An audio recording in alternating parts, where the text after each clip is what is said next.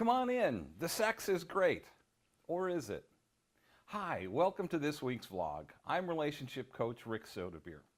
I help you make better dating and relationship decisions by showing you how to create clarity, hone communication skills, and forge stronger relationship connections.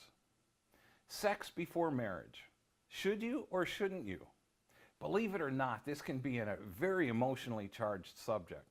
There's so much to consider here that I could literally write a book about it. However, because of this format, I'm just going to hit a couple of really important highlights. What I found is that most people don't want to learn about healthy relationships. They want to be in the moment and just go with it. At virtually every speaking event or seminar I host, someone gets upset that I suggest they should wait to have sex. Surprisingly, at least to me, is that women are more vocal about it as men. And surprisingly, the reason women give is they want to make sure that everything is in working order before committing to a marriage or a long-term relationship. While this logic sounds good in theory, there's so much more than just functionality to consider. Let's start with the why. Why do you want to have sex? Are you taking this step because you're already living together and are planning to get married? And this is just the test drive to make sure everything works? Or are you wanting to have children and you just want to get started sooner rather than later? Are you just lonely and want someone to be with? Or do you just want to have sex for the immediate gratification to satisfy your libido? Once you understand your why, then you can start to make better, more informed decisions. Until you know your why, you're just operating under emotion and hormones. Neither one of these is a good way to make any important decision. Once you have your why figured out, it's time to think about the long-term implications of sleeping with someone. Are you willing to break someone's heart or have your heart broken because you slept with someone? Do STDs concern you? What about the possibility of an unplanned pregnancy? Do you think you're in love? Are you really? Because most of you will say that that is your why. Or are you really just wrapped up in infatuation and raging hormones? You see, if you have sex too soon in a relationship, you haven't had time to get to know each other. You've not had time to build any significant trust. You don't know if you really want to spend time with this person or if this is just going to be a hit and run. I guarantee you that when the infatuation wears off and your raging hormones settle down, you're going to see your partner in a whole new light. Any red flags and warning signs that you were ignoring will start to present themselves in a big way. All of a sudden you discover that you have very little in common with them other than sex. You've developed a physical relationship. If you decide to wait, how long should you date before you become intimate? Scripture tells us that sex should be reserved for the covenant of marriage. And you can just about see heads exploding when I tell people this. However, even when you strip away Scripture, study after study indicates that the longest lasting and healthiest relationships are those where couples waited until marriage. Does this mean these relationships are blissful and the entire time? Absolutely not. What it does mean, though, in general, is that these couples are more committed to each other, understand each other better, and respect each other more than the other couples. Studies also tell us that 80% of couples will end up in bed together on or before the sixth date. These studies don't tell us whether the dates occurred in quick succession or over an extended period of time. It's just the statistic. From a man's perspective, I know that having sex with someone before you've developed an intellectual, spiritual, and emotional connection is really a bad idea. You get caught up in the moment, maybe your hormones are raging, maybe it was alcohol, or maybe it was all of the above. Sure, the sex can be great, but what happens the next morning? What happens the next week? You probably already know that she's not the right one for a long-term relationship, much less marriage material. At best, you end up as friends with benefits. This may be okay for a while, but ultimately leaves you feeling empty and needing more. Ladies, if you've ever slept with a guy in the first few dates, you've probably shared that temporary great feeling, the euphoric feeling. His kisses and his touch made you feel so wanted and secure. The next morning, you're feeling more connected than you ever thought you would.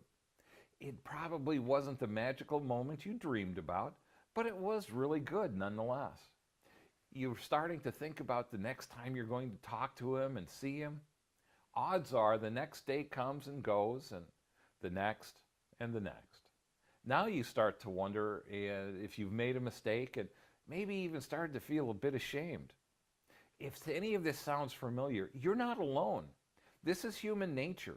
The only way to avoid these issues is not to jump into bed too quickly. How long should you wait? Until marriage, if you can. That way you have time to get to know each other. You have time to develop an intellectual, spiritual, and emotional connection. Without these other connections, all you have is a physical attraction. The physical connection is all fun and games for a while.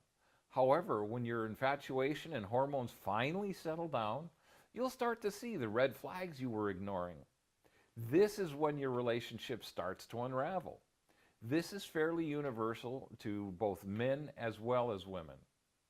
This is a vicious cycle, and the only way to break it is to keep your clothes on. This is much easier said than done. I know. One of the easiest ways to avoid jumping into bed too soon is to back away from kissing passionately. This is where most of the trouble starts. If you're the least bit observant, whenever you start kissing and kissing passionately, you both start to get aroused. If you doubt me, just listen to his or her breathing as you kiss and just feel their bodies move. The longer you kiss passionately, the more likely it is that clothes will be coming off. This is where self-control would be great, but biology starts to take over. When biology takes over, especially for men, there's rarely any holding back. This is where it's on the woman to make better decisions. So how do you stay out of bed until you get to know each other first? Well, spend a little more time talking on the phone. Spend more time in public places so you don't have the opportunity to do much other than talk. This gives you time to learn about him or her without the temptations that come with being someplace private. When you're alone together, try to keep the passionate kissing to a minimum. If you find yourselves in the throes of passion, take a break. Get up and get a drink of water. Walk into another room or step outside for a breath of fresh air. When you do make plans to become intimate, be safe. I highly recommend that you both get tested for STDs and share the results with your partner. This one step alone should make you really think about how serious you are about wanting to jump into bed with someone. Finally, study after study shows that sleeping with someone too soon does not make a relationship stronger. The facts show just the opposite. If you think you want to strengthen your relationship, spend time getting to know your partner intellectually, not physically. Get to know more than the superficial stuff that anyone can find on social media. Find out what's important in their life. What are their goals? What are their dreams? What are they looking for in a relationship? Do you share common interests? Develop an intellectual, spiritual, and emotional connection before you get sexually involved.